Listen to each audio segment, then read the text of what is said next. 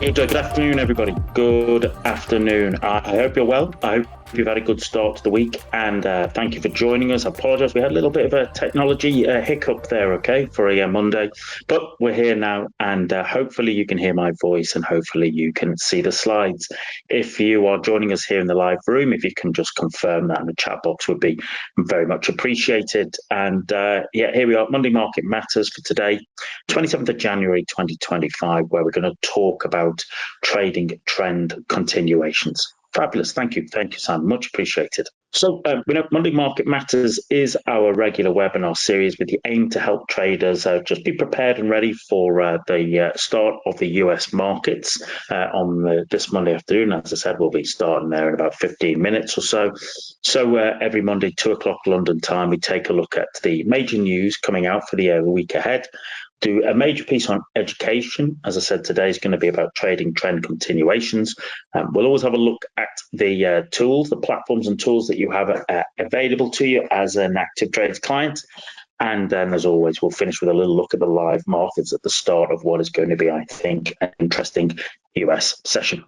So we've got lots of news coming out this week ahead. And if you're just joining us for the start of your trading journey, you hear me say this every week, namely that if you are new to trading, I don't expect you to be able to understand the news necessarily, but it is important for you to know when the news is being released, and you can find that out on an economic calendar.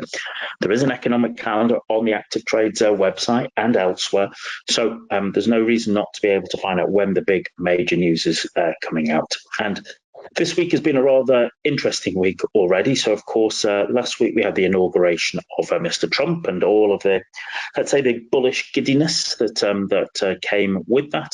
Then, of course, over the weekend, we've had some of the Trump's comments that have caused a little bit of interest.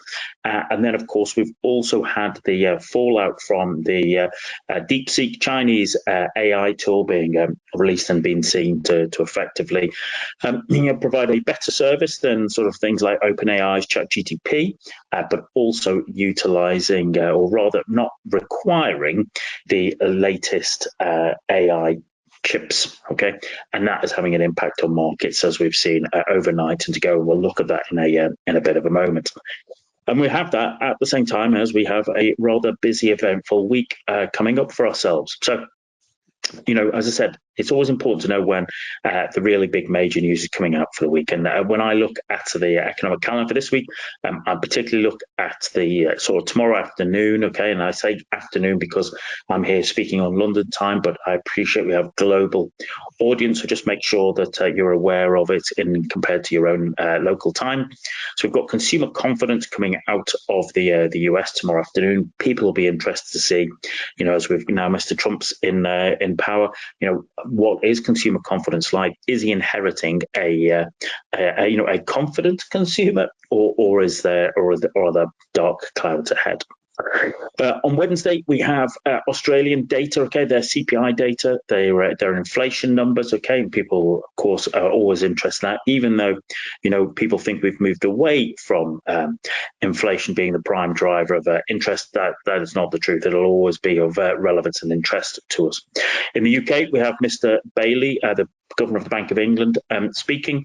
We also have the Canadian, okay, and this is kind of one of the many things that makes this an interesting week.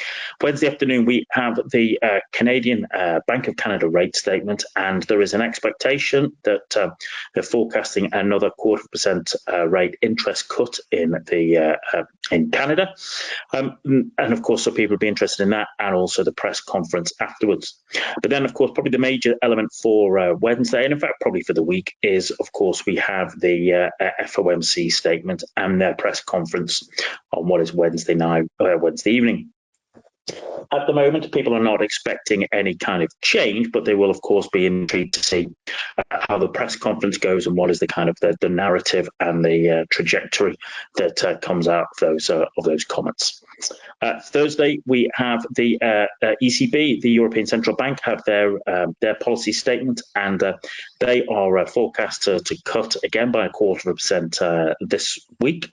We also have some basically the US advanced GDP GDP, the quarters, okay, the last quarterly numbers, along with unemployment claims. And then Friday, we have preliminary CPI in Germany. We have Canadian GDP and also USD, the PCE, okay, personal consumer expenditure price index numbers as well. So it is going to be a busy week, right? It's a busy week with lots of interesting news coming out, okay, which could create all sorts of volatility in markets at a time when, as I said, we've got the sort of the tech wobbles that we're seeing going on at the moment, at the same time as Mr. Trump now being in power and undoubtedly, wanting to have his own say on events. So it makes it for a very interesting week, and hence why you need to be on top of understanding when the news is coming out. And as always while you're on top of managing risk also. Okay, so that's the news. Let's have a look at our education element for today. And really, as I said, it's all about trading trend continuations. Now, the reason we're talking about this is, as the slide says, very often new traders, they can be confused by some of the bewildering options that are available to you when it comes to your trading journey. Should you be trading trends? Should you be trading reversals? Which is best? How do you actually do it? And lots of traders get themselves maybe a little bit caught up in that. My own suggestion, right, is that rather than trying to trade trends and reversals at the start of your trading journey, you should probably just focus on trading trends, focus on getting good at one. All right. I find that sometimes when traders try to trade both trends and reversals at the start of their trading career, they can get themselves a little bit caught up. Okay. Better to do one and to do one well as part of, let's say, a pathway. So today we are going to talk about traders that can identify trends and then trade the continuation to those trends. What do you use to help you trade continuations?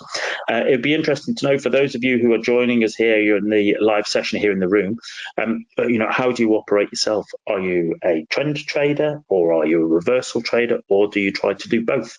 Be interesting to know what your own experience is.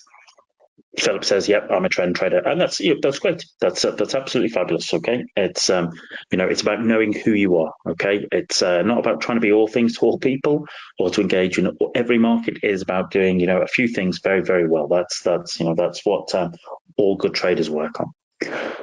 So when it comes to talking about continuations, one of the ways we can operate that is to use lines of support and resistance, or even trend lines, that create various chart patterns that in themselves can be traded. And you tend to find that there are two types of those patterns: a continuation pattern and a reversal pattern. Not unsurprisingly, the clue is in the name. Continuation pattern is where we're expecting the trend to continue, and a reversal pattern is where we're expecting the pattern to reverse. Quite simple, okay? Simple to understand, but we're going to talk about the sort of different continuation patterns that are available to you at the moment to try and understand, okay, how can you use them to help you trade continuations. So if you're at the start of your trading journey, you will hear lots of traders and investors talking about lots of different patterns that they use for their analysis, or they use to trade. So in terms of reversals, you'll hear traders talk about head and shoulders patterns, or inverse head and shoulders, double tops and double bottoms, triple tops and triple bottoms, cup and handles, and also things like island tops and bottoms, although they tend to be more prevalent in stock trades rather than people trading, let's say, FX indices and quantities, because the majority of us are now trading sort of 24-hour electronic contracts. But when it comes to continuation, right, and trading trend continuations, what we are interested in are things like bull and bear flags, things like ascending and descending triangles, and things like symmetrical triangles. And that's what we're going to focus on today in terms of understanding how to trade trend continuations. First trend continuation pattern we can talk about is a flag. And not unsurprisingly, a bull flag is, as a trend continuation pattern, is we're expecting price to have been in an uptrend, price pulled back, and it looks like a flag, kind of hanging off a pole before invariably it blows through again and continues in that trend. And on a bear flag, it's the opposite, not unsurprisingly. Price is in a downtrend.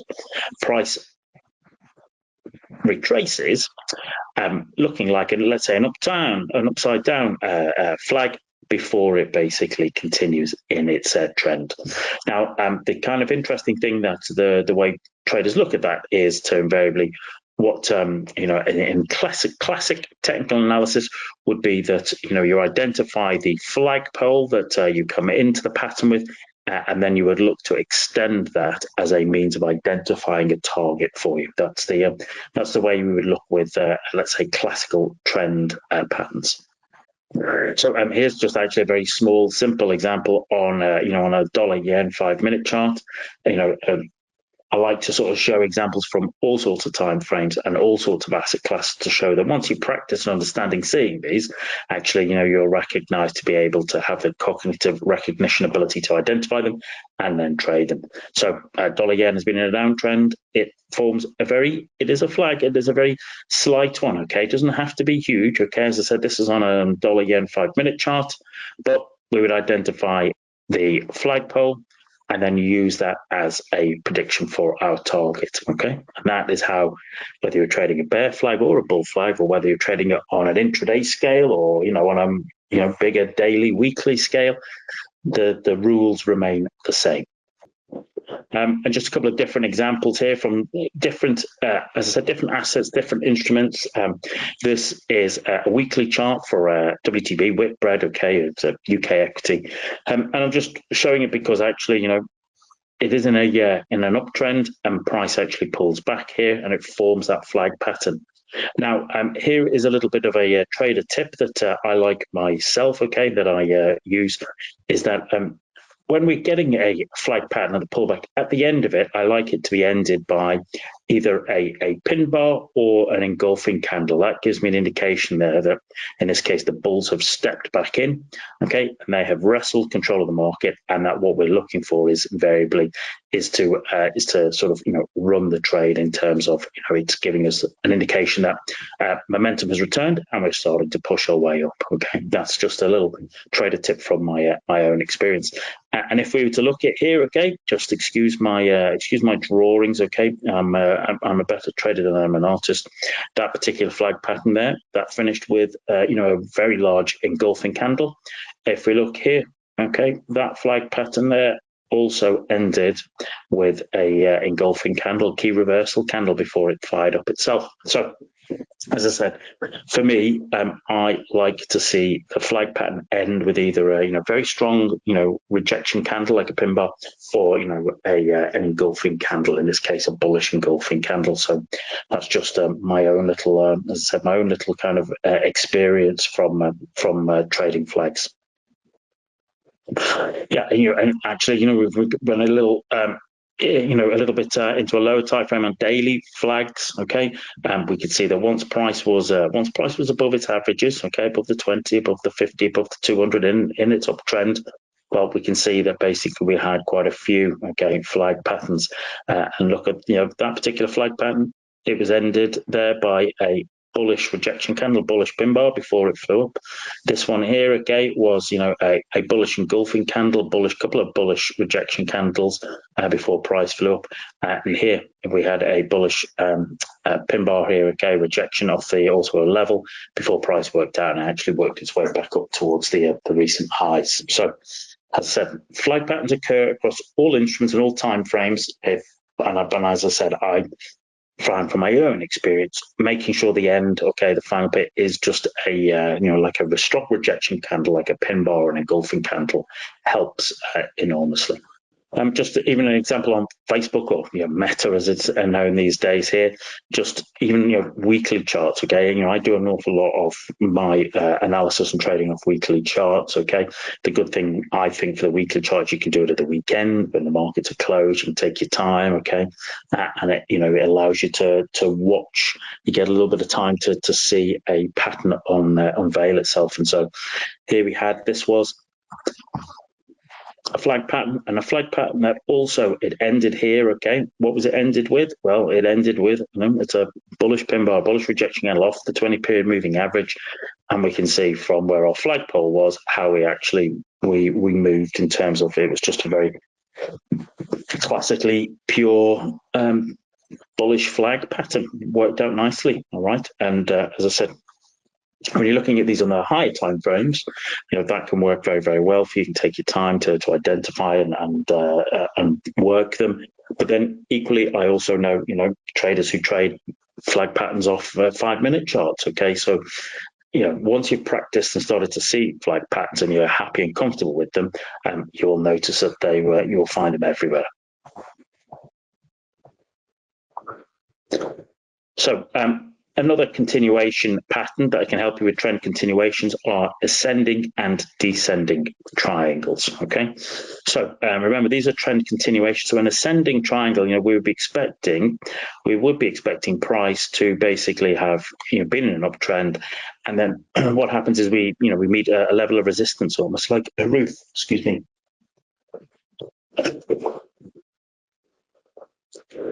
It's a level of resistance there that we can see that forms, a very strong root. But actually what happens is all of our lows are getting higher and higher. It's almost like pressure is building. And as this is a trend continuation, what we're expecting is for price to explode out and continue in the trend that we entered the pattern into. And on the flip side, the descending triangle, what I'd be seeing is invariably at a downtrend, price comes out and starts to identify levels of support here. Okay, significant, strong level of support.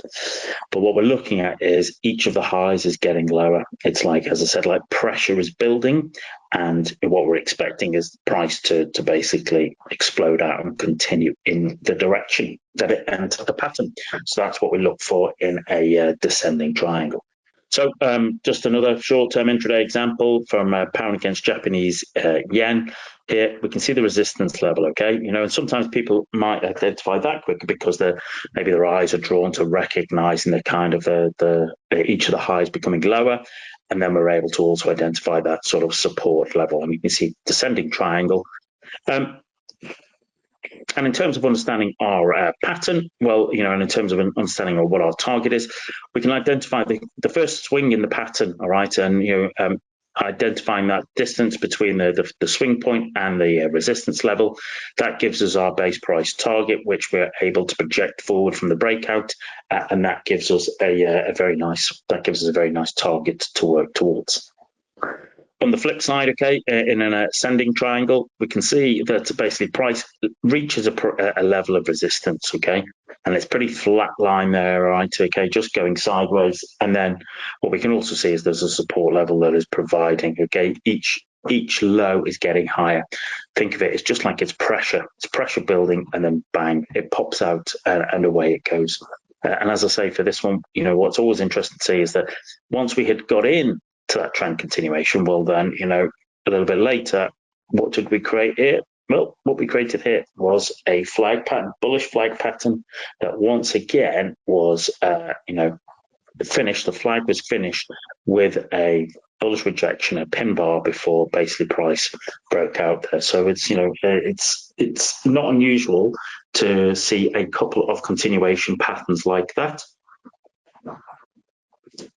when you're operating in a very strong trend.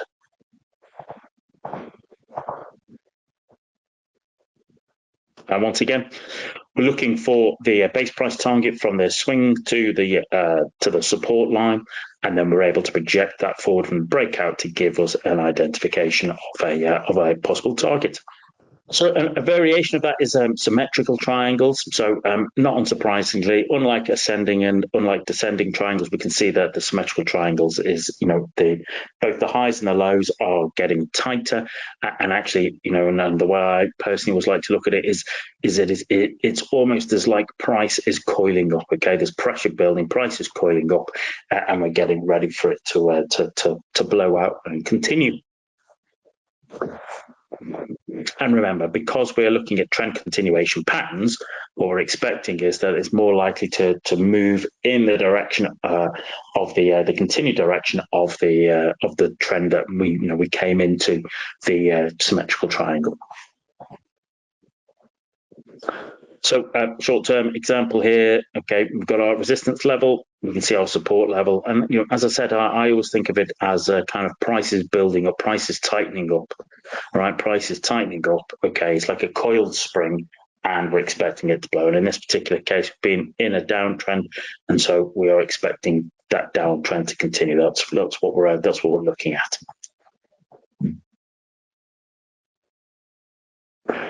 Once again, looking for targets, we identify our swing within the triangle, okay, and the distance from there to the opposite side of the pattern, and then we can use that as our projection from the once the price is broken out to flow through. So, it becomes quite simple, almost like a process, really, almost like a process in terms of being able to identify the pattern using the levels of support resistance, identifying the kind of the base price, and then being able to identify that in terms of projecting that forward from when we break out of the pattern and using that as our initial target. Another example, it's a bit of a shallower one here in terms of we've got resistance on one side, support on the other. And as I said, it's just, the way I look at it is always is like price is coiling up, okay? It's the calm before the storm, all right? The price is just coiling up, getting ready to blow out. And you can see that base price target projecting forward, and hey presto, it worked very nicely. So, I sometimes put up a slide where I can say to people, you might want to just take a screenshot if you haven't already. Take a screenshot of this particular page to help you, and then you can utilize that, pin that up on your wall, so you've always got these continuation patterns to hand to help you in identifying what you're particularly looking for in terms of continuation pattern. So, as I said, we've looked at ascending triangles and descending triangles. We've also looked at bullish flags and bearish flags. We've looked at symmetrical triangles, okay? Symmetrical triangle to the upside and to the downside. And a pennant is just a smaller, tighter version of a symmetrical triangle, okay? That's what that is. It's just a smaller version. Think of it as like as a pennant as opposed to a large flag. So, as I said, sometimes you want to just basically take a screenshot, print that off, put that on the wall in front of you, so it's almost like you're sort of subconsciously training yourself to be able to understand and see these patterns where on whatever chart you have in front of you. Because I appreciate we have people who join us who trade all sorts of instruments, all sorts of time frames, but I assure you these patterns, they show up, they repeat time and time again, and that's why traders always learn them. That's why traders like them. Okay, ladies and gentlemen, so before we switch across to the live market, let's have a look at what's going on. Remember what it says, Monday Market Matters webinar is here to support you in 2025. Every Monday, 2:00 London time, we'll be here to talk about the news, education, ActivTrades tools, and the live markets. I said it last year, it's going to be an interesting year in markets, and it was. And I think I'm going to say it again for this year, for 2025, that it is going to be an interesting year in markets. I think it's being very eventful already, and I hope that you will join us to enjoy the journey. So as we said, it's easy for new traders to be overwhelmed by limitless opportunities to trade at the beginning of their trading careers. Generally, okay, we suggest starting out by understanding how to trade trends. And in terms of helping you to trade trends, we can use particular levels of support and resistance to help identify chart patterns. Those patterns are either a continuation pattern or a reversal pattern. And today we focus on continuation patterns, where you can use patterns like flags, bull and bear flags, and also triangles, ascending triangles, descending triangles, symmetrical triangles, to help you trade continuation of trends. That's what we like to focus on. That's what we like traders to take away. Something that you can work on identifying and working with in your own trading endeavors. As I said, I appreciate we have traders who join our sessions from all over the world who trade all sorts of instruments on all sorts of time frames. But things like patterns like these, continuations patterns like these, you will find and see them occurring across the board. So, without further ado, let us have a look on what's going on the live markets. Let's see what's occurring there. As I said, it's been a rather eventful start to the overall trading week, and we'll have a look how that is playing out in these American markets. Before we do that, just a reminder, okay, that we'll be back here next Monday, okay, for Monday Market Matters webinar, 3rd of February, and the education element will be about using Fibonacci in our trading, all right? A very useful tool, if used correctly, can really help you not only in your analysis, but also in your trade selection and also your trade management. So that's 2 o'clock next Monday. Feel free to register on the website, or you can use that QR code there that will take you there. And just a reminder that you can also now follow ActivTrades on YouTube. ActivTrades, we have our own channel on there. So go onto YouTube, okay, you can search for ActivTrades. You'll find that all of these videos that we create, okay, me and my colleagues, they will go on to the YouTube channel. So be sure to subscribe, okay, and sign up for notifications. And as I said, even these sessions here, you'll find that they will go on YouTube as well themselves. And I hope you will join us there.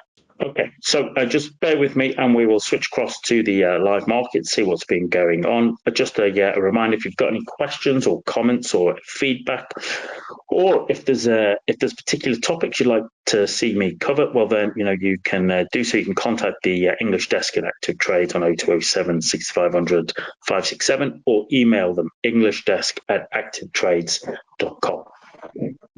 Okay, bear with us a moment. We'll just switch across to the charts and then we'll have to take a look at the live markets. Okay, so I am hoping you can still hear my voice, hoping you can see the charts themselves here. So this is my normal US indices, my sort of what I normally use for intraday trading, okay, and my profile that I have. And what I've got here is there's the Dow there, there's the Nasdaq there, the S&P 500. I have the Russell, but also the VIX here as well to give us an indication of the sort of, let's say, the underlying risk sentiment within the markets. I think probably Nasdaq's the best place for me to start today in terms of, this is the daily chart for Nasdaq. Now, all right, let's go up on the weekly chart to start with. On the weekly chart, we have been in a beautiful long-term uptrend for the last 18 months or so, really, and that has been fantastic work. But what we can also see is that the last sort of couple of months, price has just basically been a little bit choppy. Okay, not as clean as we had seen earlier in the trend. And when we go down to the daily chart, that just shows us that how sort of October, November time, you can see price was in an uptrend and it would pull back to the moving averages, reject it, and then move off. But actually, if you look at that for the last couple of months, we were looking to see, well, actually, could it have been a bull flag on a weekly chart? But the price action itself was not terribly pretty, not terribly clean. But then what we saw is this was from last night's open. This is from Friday. And then, last night in the sort of Pacific session, Asian session, we kind of gapped down and then we continue all the way down. Now, of course, we have pulled back a little bit. So I'm just going to look on the hourly chart here. So we can see this is the hourly chart. Okay, the hourly chart. This was the run into the end of the close of play on Friday. We gapped down between Friday close and Sunday open. And then you can see what happened there. You can see how far that actually collapsed. That collapsed into the sort of end of the London session, and then we've got a little bit of a turnaround there, haven't we? A little bit of a bounce from those lows. I'm just going to go down a little bit onto 30-minute chart. Let's have a little look and see what's the scores on the door. So 15-minute chart there. As I always say, for every week for the start of the American markets, I tend to give the first 15 minutes at least a bit of a kind of a bit of a miss. Very often the volatility can be very strong in that particular period, and so I just normally let the market wash itself out, and then once it decides what it wants to do, then I'm more happy to engage. So you can see this is the 15-minute chart we worked down. I'm just waiting for it to close up here just to give us the first 15-minute range, so give me just as a reference.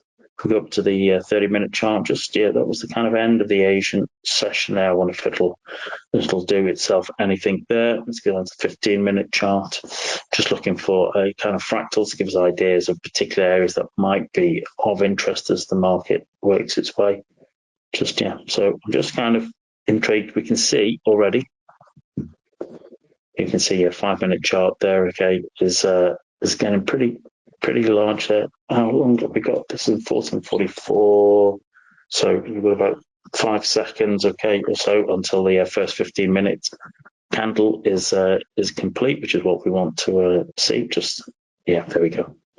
There we go. So 1 second. I always like to sort of draw in the first 15-minute range. You hear me talk about, just in terms of giving me, it's just a frame of reference, right? A frame of reference for what we can look and work off.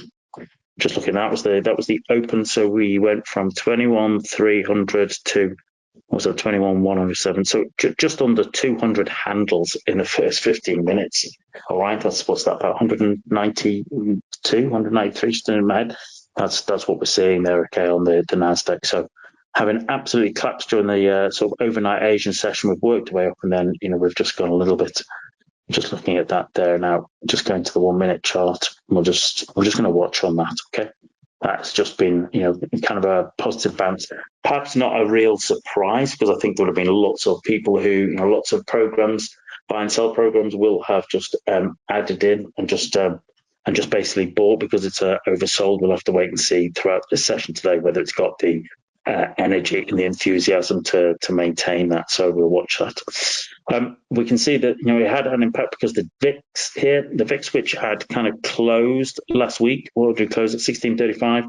We can see that at one point we had traded through 20 there. Okay, that's today's VIX. And that, not unsurprisingly, the VIX was doing the exact opposite of what we were seeing on the indexes.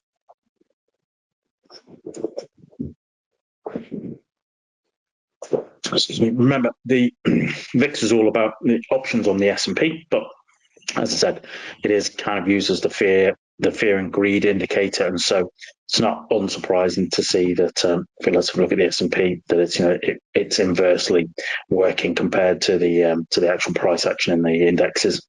If we just look here at the S&P 500, a bit like the Nasdaq has in the last couple of months, really been kind of in a bit of a range after a great uptrend, and you can see for yourself a bit like the Nasdaq that we looked at there. From where we opened, we gapped down last night. From Friday's close, gapped down, and then you can see bang.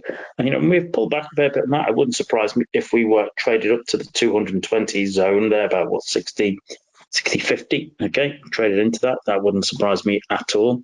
Once again, I'll just look at the first 15 minutes in terms of as a kind of just a frame of reference, the opening range, just to give me an idea of what we're dealing with.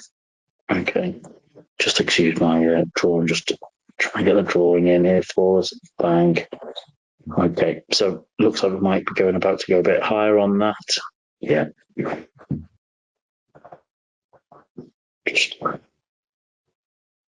Okay, let's just make this, come on, to make this a little bit neater, a little bit straighter, a little bit more useful for us. Okay, super.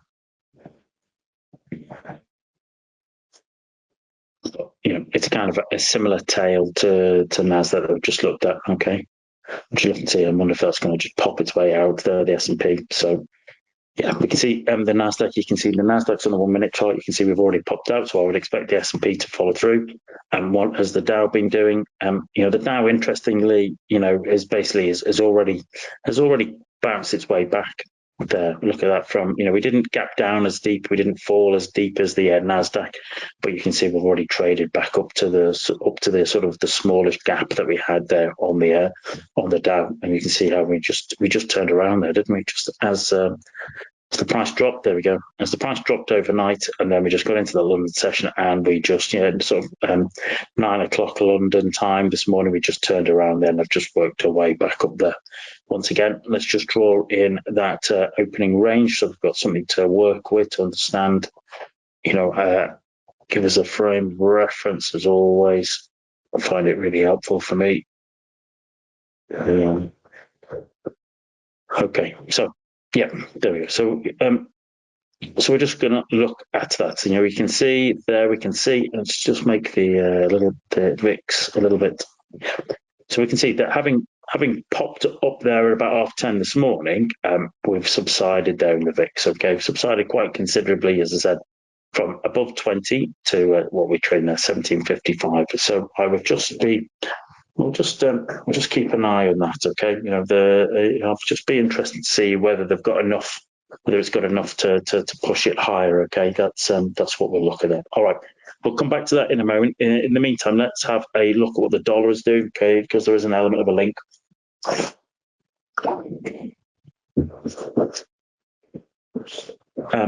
So, excuse me. This is my one of my profiles here on. Let's see which one have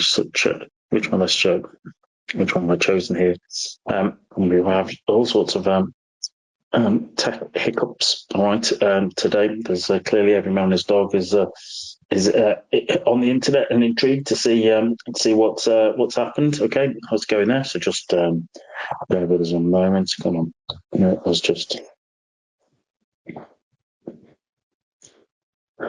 Okay, here we go.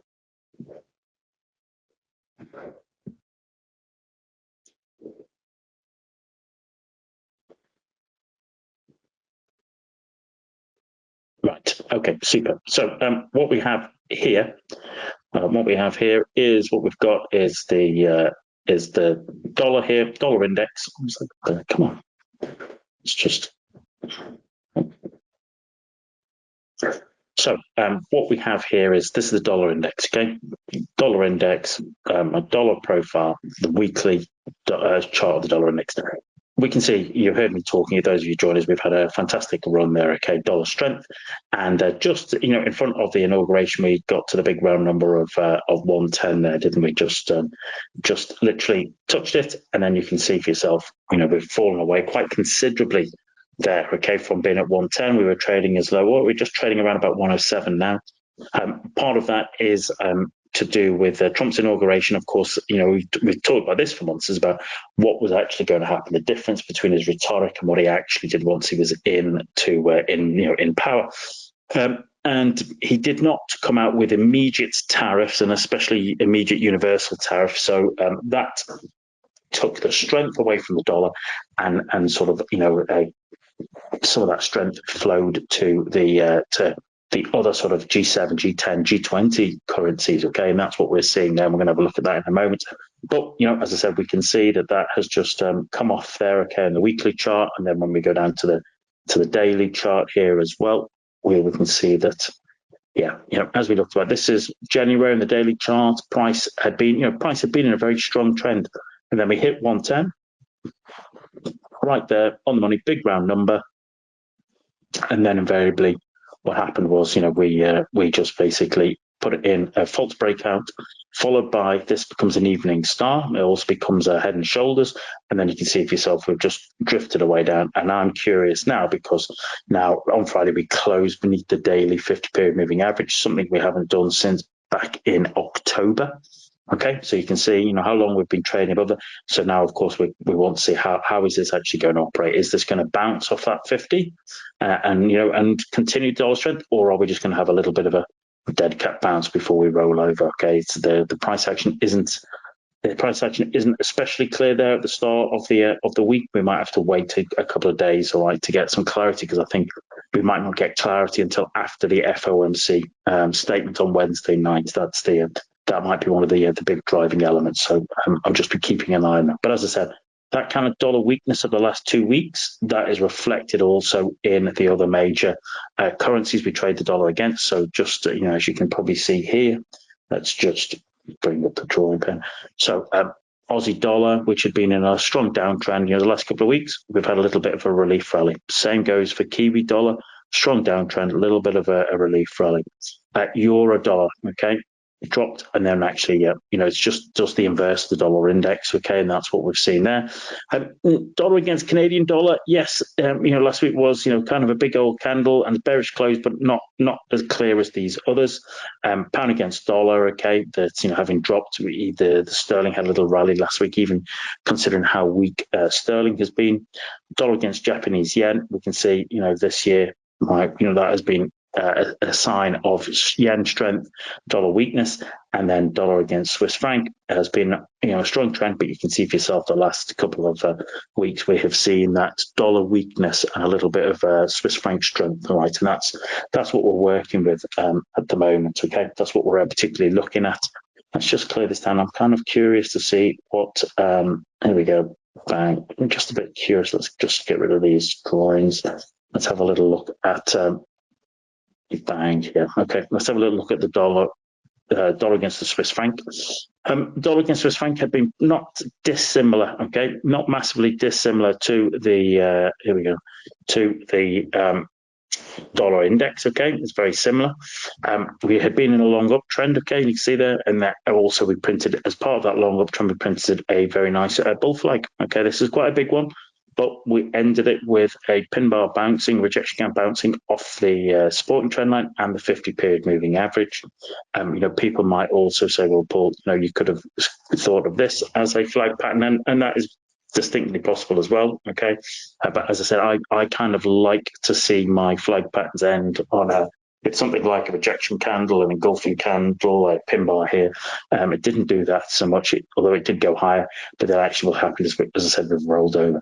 Remember, we looked at the dollar index has already traded lower than the 50. The dollar Swiss franc is just holding on to it, isn't it? There, you can see it's holding on to it. It's just trying to, hold on. And interestingly, you might say, well, in many ways, Paul, this here is, it could be looking a little bit like a symmetrical triangle in terms of the 50 period and 200 period prices.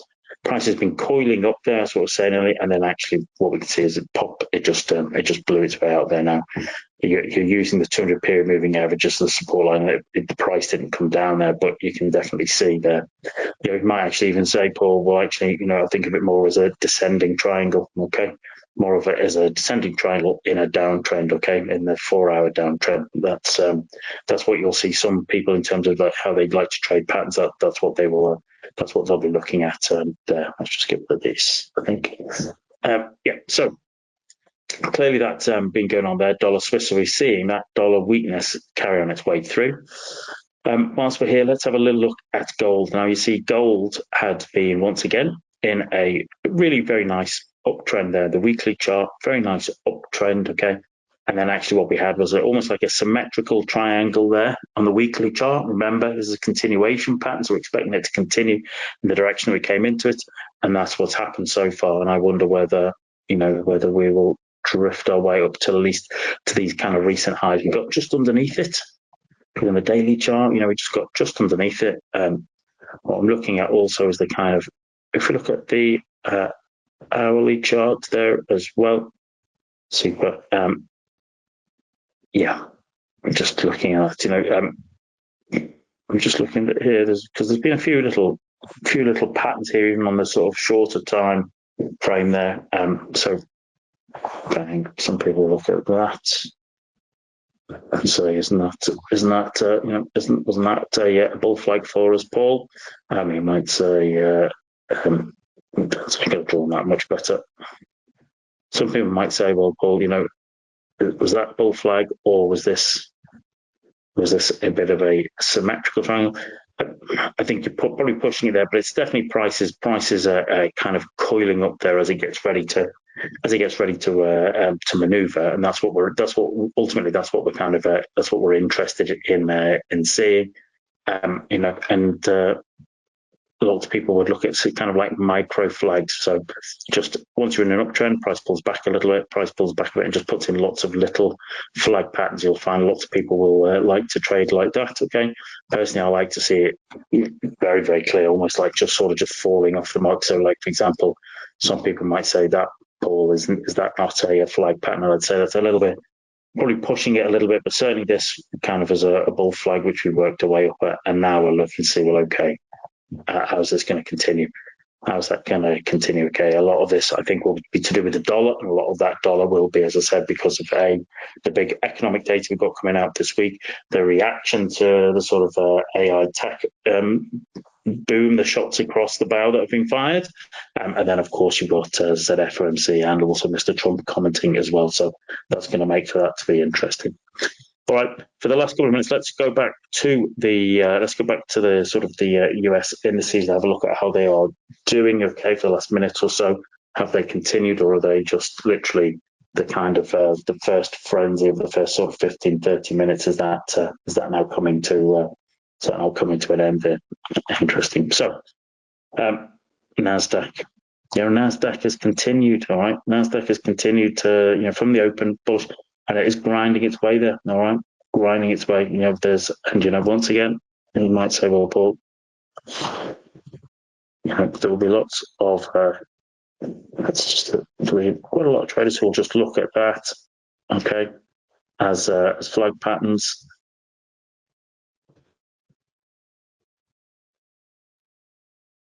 Just draw them in.